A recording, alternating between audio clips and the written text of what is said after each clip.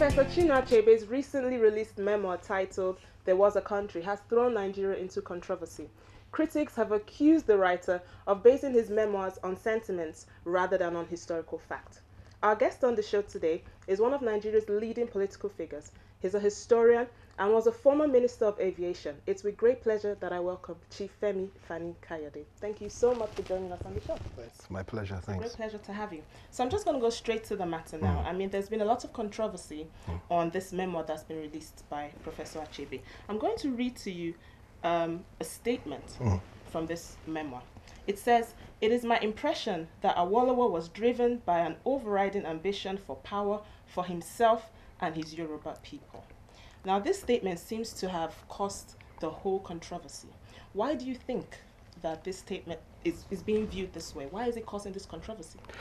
Well, first of all, I'm not even sure if that particular statement you've just read is the one that is really that controversial. I mean, it is a controversial one, but I think the one that has brought the most contention and dissension within this country is another one where he said that, you know, that Awolowo was responsible for the starvation and committed genocide against the people of Biafra, Awolowo and Gawan and Awolowo's people. That's what he said in the book, and I think that's the one that really upset many people.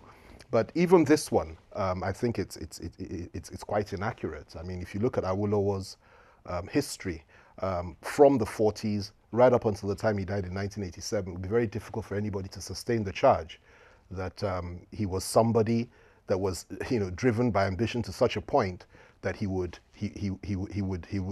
subscribe to the view of people being denied their rights as human beings, which is, for me, really what the war was all about. It was a far more complicated issue than that. And Awolowo played the role that is expected that he would be played by all right-thinking people. That's to try to keep Nigeria one, having tried his very best to keep the Igbos, you know, to appeal to the Igbos not to take the course of action that they took.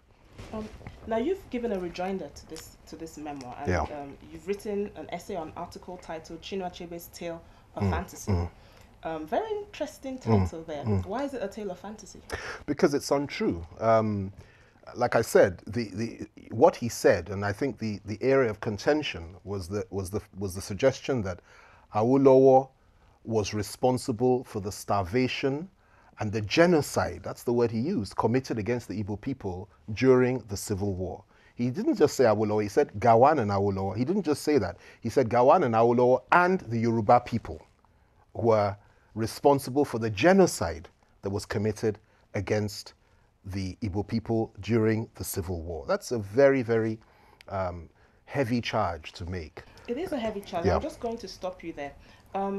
Genocide. First of all, let's take that now. Was there actually a genocide committed during? Listen, let me just put this to you, okay? Because it's a very complicated issue, and there are many stages to it, and it needs to be understood so that people can put everything into perspective and then make their own judgment. And I'm speaking to you as a historian, not as a politician or as somebody that's a Yoruba person. We need to be very much bound to the facts of history and to tell it as it is, no matter whose ox is gored. I have always been somebody that has supported the position of the Igbos during the Civil War. You know, it was based on the idea of self-determination.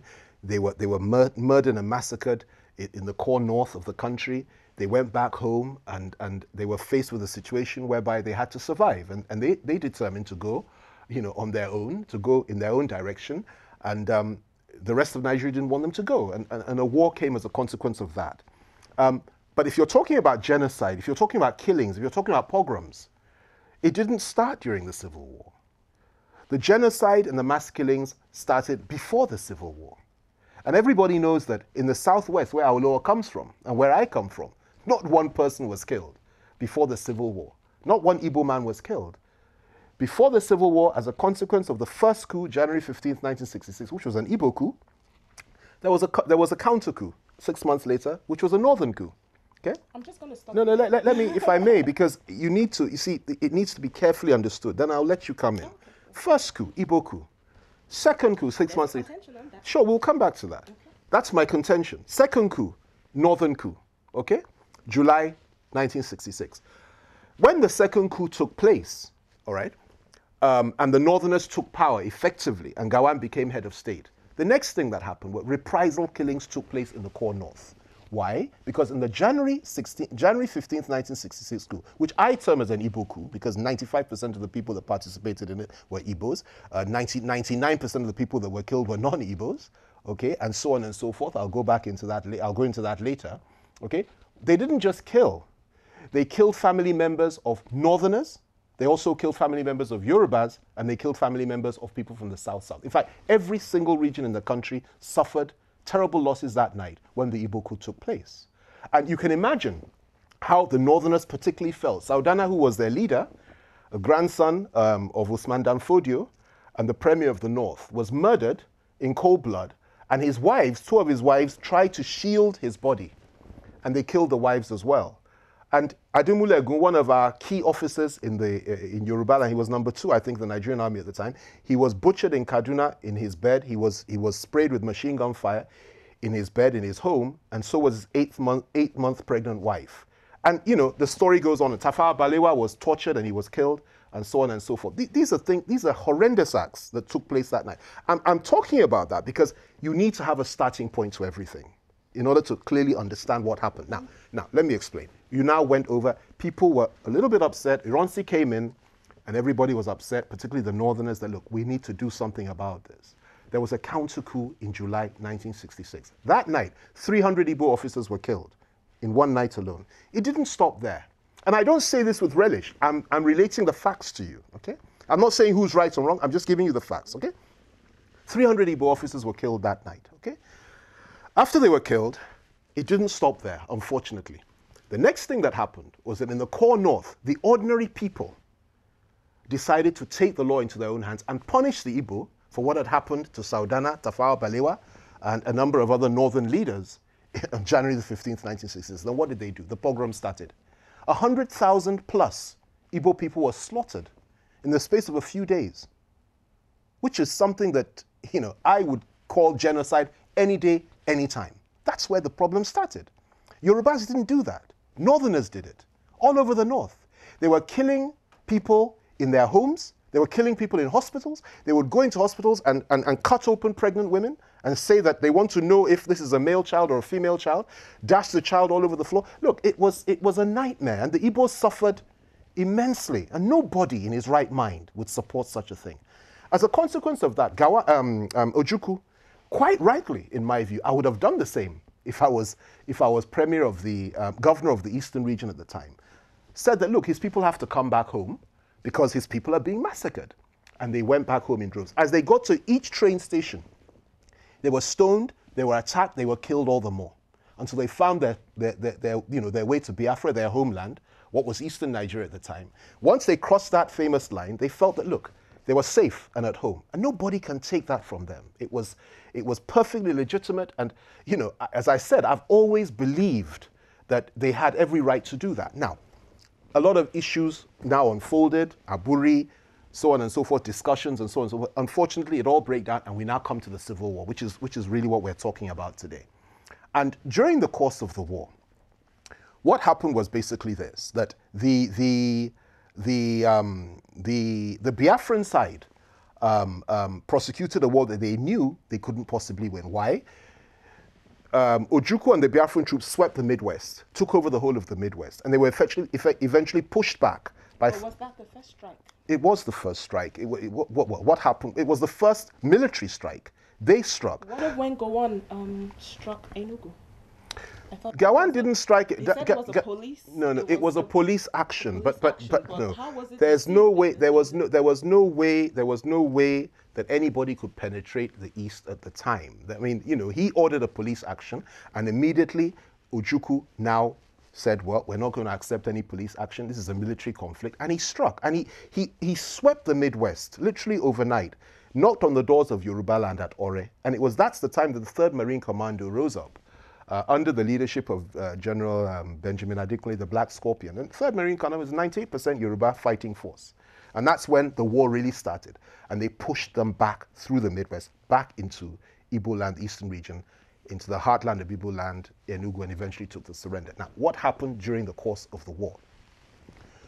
Very, very clear that this war had to be fought on a number of fronts. And in any war, whether it's an international war between two nations or a civil war, you know, a blockade is standard practice. It happened in the American Civil War. It happened in the Second World War, the First World War. It happens in every single war. A blockade is standard practice. And a blockade was enforced. Okay?